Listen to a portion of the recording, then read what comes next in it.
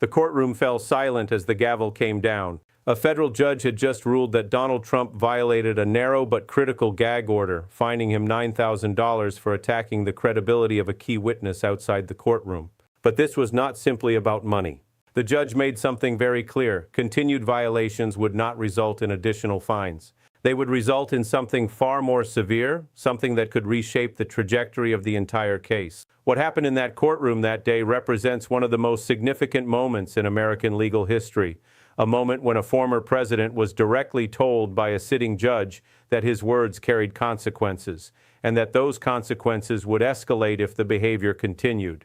This is a story about the rule of law, about what happens when someone in a position of immense power collides with the machinery of justice, and about why every American citizen should care deeply about what unfolds in these proceedings. To understand what makes this moment so consequential, you need to understand the context in which it occurred. This was not the first time a judge had warned Trump about his public statements during an active criminal trial. Earlier in the proceedings, Judge Juan Merchan had issued a limited gag order preventing Trump from making statements about witnesses, jurors, and court personnel. That order emerged after Trump repeatedly attacked individuals connected to the case through social media and public statements. The judge made the order narrow by design, targeting only statements that could reasonably be expected to influence the proceedings or endanger the safety of those involved. Trump's legal team challenged the order, arguing it violated his First Amendment rights as a political candidate. The appeals courts rejected that challenge, with judges noting that courtroom proceedings require different standards than ordinary political speech, especially when the stakes involve the fairness of a jury trial. What happened next illustrates the tension between Trump's longtime communication style and the requirements of an active criminal proceeding. After the gag order was in place, Trump made a public post attacking the credibility of Michael Cohen, his former attorney who had agreed to testify for the prosecution. That post drew an immediate penalty, a $10,000 fine, and a stern warning that additional violations would trigger escalating consequences. The defense team appealed again, and again the courts upheld the judge's authority to manage the courtroom environment. But the appeals courts also noted something important. They emphasized that while Trump retains significant speech rights, those rights do not extend to statements designed to intimidate witnesses or poison the jury pool. That distinction became the foundation for what happened in court several weeks later, when Judge Merchan imposed the $9,000 penalty and delivered the warning that has now captured national attention. The judge's statement that day carried weight beyond the immediate financial penalty. He explained that if Trump continued to violate the gag order, the court would move beyond fines and consider imprisonment, a step that would represent an unprecedented moment in American jurisprudence. A former president held in contempt by a judge handling his criminal trial. The defense immediately argued that such a step would be retaliatory and unconstitutional. They contend that any jail time would effectively silence a political candidate and distort the electoral process. But the judge has made clear that protecting the integrity of the trial takes precedence over political considerations, and that protecting witnesses from intimidation represents a core function of the judicial system that cannot be subordinated to electoral dynamics. This is where the story becomes truly significant for every American watching, regardless of political affiliation. The question at the heart of these proceedings is not simply whether Trump violated a court order. The deeper question is whether the American legal system can actually hold a powerful figure accountable when that figure has the resources, the media platform, and the political support to resist and deflect. The judge in this case has signaled repeatedly that the answer is yes, that power does not exempt someone from courtroom rules, and that continued defiance will result in escalating consequences. That signal matters enormously for the health of democratic institutions, because it demonstrates that the machinery of justice can function even when the defendant commands a political movement capable of generating enormous public pressure. The stakes extend beyond this particular case to the broader question of how courts manage high-profile criminal proceedings in a deeply divided society. Judge Merchan has navigated extraordinary complexity throughout these proceedings. He has balanced Trump's constitutional rights against the court's obligation to ensure a fair trial. He has managed jury selection in a case where virtually every potential juror has pre-existing opinions about the defendant. He has ruled on dozens of pretrial motions while simultaneously managing the constant media attention and political pressure that surrounds everything Trump does. And he has done so with a measured approach that has generally satisfied appellate courts, while maintaining the decorum his courtroom requires. The $9,000 fine and the accompanying warning represent the culmination of months of judicial patience, an acknowledgement that lesser remedies have not sufficed and that stronger measures now stand ready if necessary. Understanding why witness intimidation carries such severe consequences requires looking at the foundational principles of criminal justice. When someone faces criminal charges, the Constitution guarantees them the right to confront the evidence against them, but that right exists within a framework designed to ensure that outcomes reflect actual guilt or innocence rather than fear or coercion. Witnesses who testify in criminal cases must be protected from retaliation, from public attacks designed to undermine their credibility before they ever take the stand, and from the kind of sustained pressure that might cause them to alter their testimony or decline to come forward entirely. The gag order in this case serves that protective function, and Trump's repeated violations have forced the court to respond, not because the judge harbors any particular animus toward him, but because allowing continued violations would undermine the fairness the entire system is designed to guarantee. The political context surrounding these proceedings adds layers of complexity that cannot be ignored. Trump's supporters have characterized the prosecution as politically motivated, arguing that the charges against him represent an effort to prevent him from returning to power. His opponents view the proceedings as a necessary exercise of accountability, arguing that no one, not even a former president, should be above the law. Both perspectives contain elements of truth that deserve acknowledgement. The prosecution does occur within a highly charged political environment, and Trump's status as a leading candidate for an upcoming election creates legitimate questions about how criminal proceedings intersect with democratic processes. But the existence of political complexity does not negate the underlying legal questions, and the judge presiding over these matters has been careful to ensure that political considerations do not distort the legal process. What makes the witness intimidation issue particularly serious is its potential to affect the outcome of the trial independent of the underlying facts. If witnesses fear public attacks from a former president, they may be less likely to testify truthfully, less likely to come forward with information they possess, or more likely to hedge in their testimony to avoid drawing additional attention. Each of those possibilities undermines the search for truth that criminal trials exist to serve.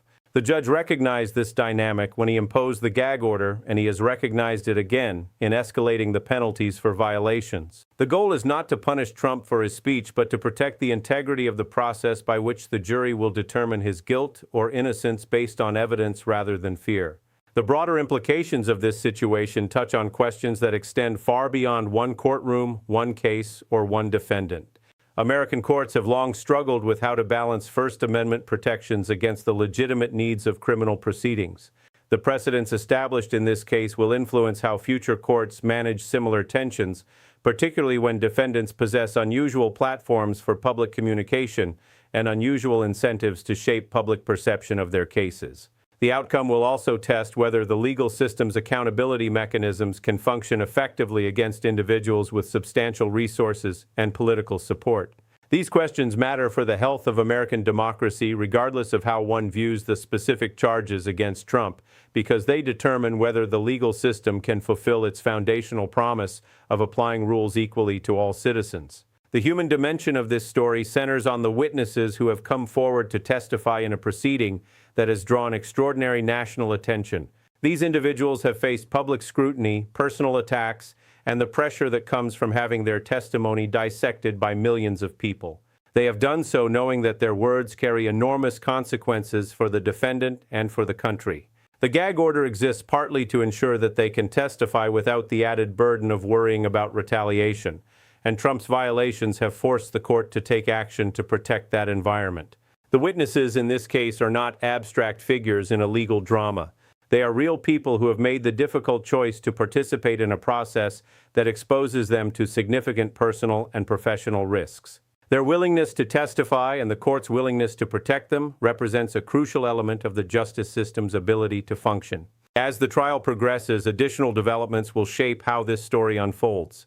The judge has made clear that he will not hesitate to impose jail time if violations continue, but he has also shown patience in allowing the legal process to work through its stages. The defense will likely continue to challenge both the gag order and the underlying charges through appeals, and some of those appeals may reach higher courts that have not yet weighed in on these specific questions. The political environment will continue to influence public perception of the proceedings, sometimes in ways that make it harder for the court to maintain the neutral posture that fair trials require. All of these dynamics will play out against the backdrop of an election cycle that makes every development in this case potentially significant for the country's future direction. The question of whether Trump's behavior constitutes witness intimidation rather than legitimate political speech turns on subtle but important distinctions. Political speech enjoys the highest levels of constitutional protection, and a former president commenting on legal proceedings against him engages in a form of expression that courts have historically been reluctant to restrict. But that protection has limits that apply when speech creates a reasonable risk of influencing judicial outcomes or endangering individuals involved in proceedings. Trump's statements about witnesses have walked a careful line between political commentary and prohibited intimidation, and the judge has determined that several of those statements cross that line. The legal analysis underlying that determination is complex, but the core principle is straightforward. Speech that aims to influence witness testimony or deter people from participating in legal proceedings falls outside the boundaries of protected political expression. The response from Trump's legal team has focused on two main arguments. First, they contend that the gag order itself is overly broad and unconstitutional, restricting speech that should be protected under the First Amendment. Second, they argue that even if some restrictions are permissible, the escalating penalties for violations represent an excessive response designed to silence a political candidate rather than protect the integrity of the trial. Both arguments have some legal merit and have been raised in appeals courts that have thus far rejected them. But the legal landscape remains fluid, and additional appeals may eventually reach courts that have not yet addressed these specific questions. The resolution of those appeals will help clarify the boundaries of permissible speech during criminal proceedings and may establish precedents that influence how similar situations are handled in the future. Why should ordinary citizens who do not follow legal proceedings closely care about what happens in this courtroom? The answer goes to the heart of how American democracy functions. The rule of law represents the commitment that no person, regardless of their wealth, their power, or their political position, stands above the legal requirements that govern everyone else. When courts enforce rules against powerful defendants, they reinforce the principle that accountability applies universally. When courts allow powerful defendants to circumvent rules through political pressure or resource advantages, they undermine that principle and suggest that some citizens are more equal than others. The judge's handling of the gag order violations represents a test of whether the American legal system can apply rules consistently, and the outcome of that test will influence public confidence in the fairness of American justice for years to come.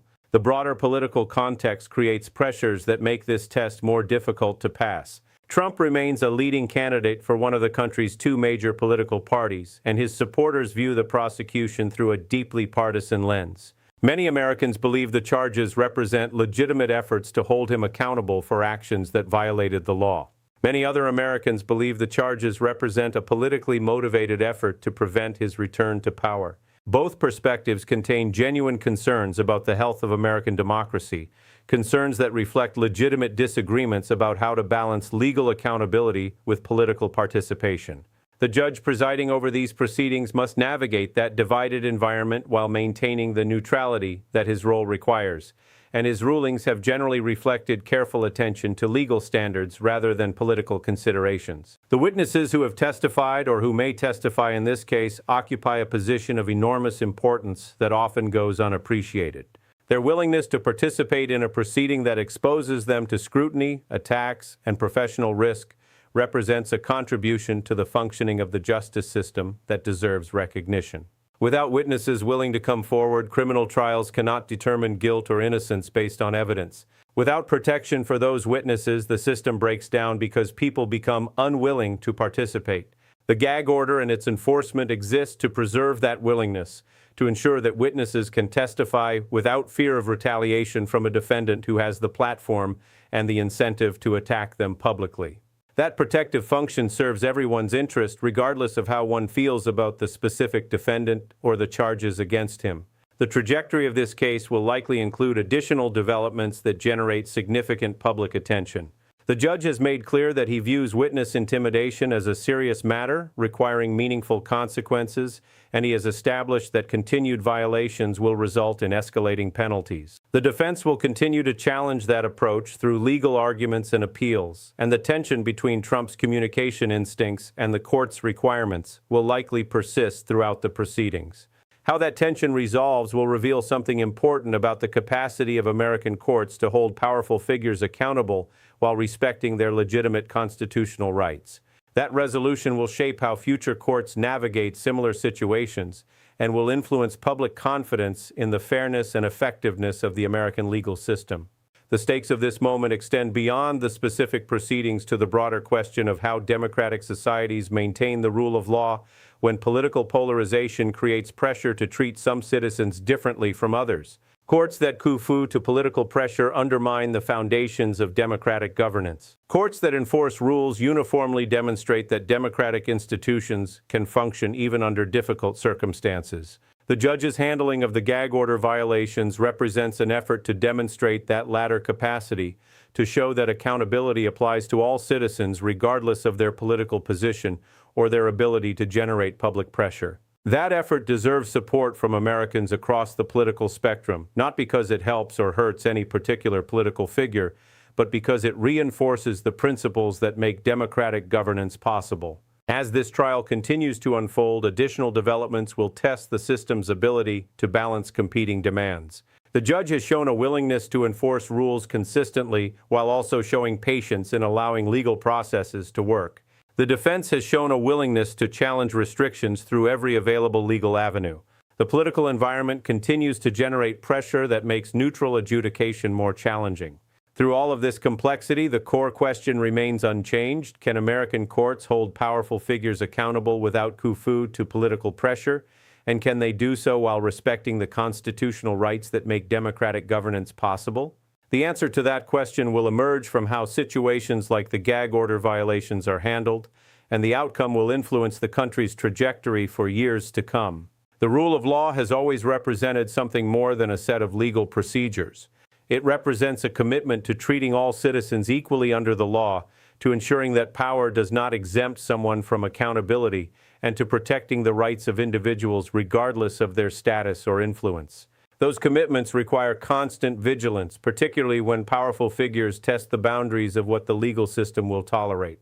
The judge's rulings on the gag order violations represent a moment of that vigilance, an assertion that the rules apply to everyone, including former presidents running for office. That assertion matters enormously for the health of American democracy, and it deserves the attention and support of every citizen who values the principles that make self-governance possible. The story being written in that courtroom will influence how future courts function, how powerful figures understand the limits of their behavior, and how ordinary citizens view the fairness of the systems that govern their lives. What happens next will reveal whether that story ends with justice served or with accountability compromised by political pressure. The outcome matters for everyone, regardless of political affiliation, because it will shape the country that all Americans inhabit together. Stay tuned for continued coverage as this historic proceeding develops further, and remember that your engagement helps ensure that important stories like this one reach the audiences who need to hear them. If you have thoughts about how courts should balance free speech with witness protection in high-profile cases, the comment section below is waiting to hear your perspective. Share this video with friends who want to understand what is really happening in these proceedings, because informed citizens make better decisions about the systems that govern their lives. Coming up next, we will examine how similar situations have played out in other democracies, and what lessons those examples offer for understanding the current moment. Hit the like button if you believe that accountability should apply equally to all citizens, and that supporting channels that dig into these important stories helps keep democratic institutions transparent. The conversation about how courts navigate political pressure while maintaining independence deserves continued community dialogue, so join the discussion and add your voice to the mix. Thank you for staying with this analysis all the way through. Your continued support makes it possible to bring you the kind of detailed research coverage that helps you understand the moments shaping your country's future. The story of this courtroom confrontation between power and accountability is far from over, and we will be here to track every development as it unfolds.